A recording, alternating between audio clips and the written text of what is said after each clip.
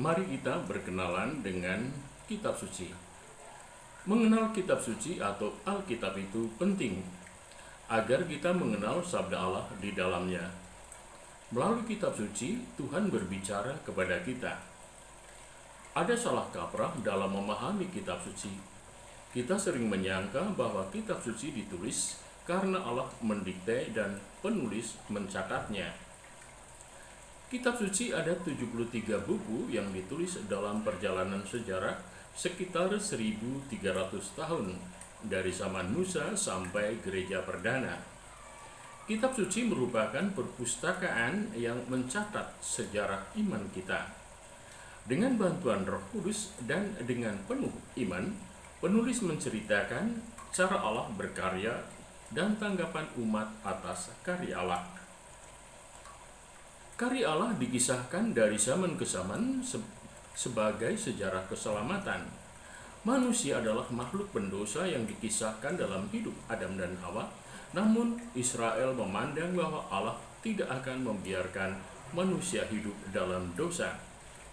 Abraham adalah tokoh yang dipanggil Allah mengawali sejarah keselamatan. Para hakim, raja dan nabi diutus menjadi pembawa pesan keselamatan. Puncak karya keselamatan terjadi dalam diri Yesus, Mesias yang hadir membebaskan manusia dari dosa.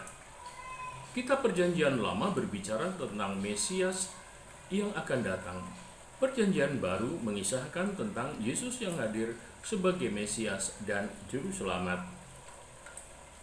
Sejarah keselamatan memuncak dalam kisah Yesus Kristus bersama murid-muridnya. Yesus dikenal sebagai anak tukang kayu dari Nazaret. Sekitar umur 30 tahun, Yesus berkarya selama 3 tahun. Yesus dikenal sebagai guru dan nabi yang penuh kuasa dan wibawa. Ia menyembuhkan orang-orang sakit, menentang kemunafikan dan kejahatan, tetapi lembut pada orang yang lemah dan menderita.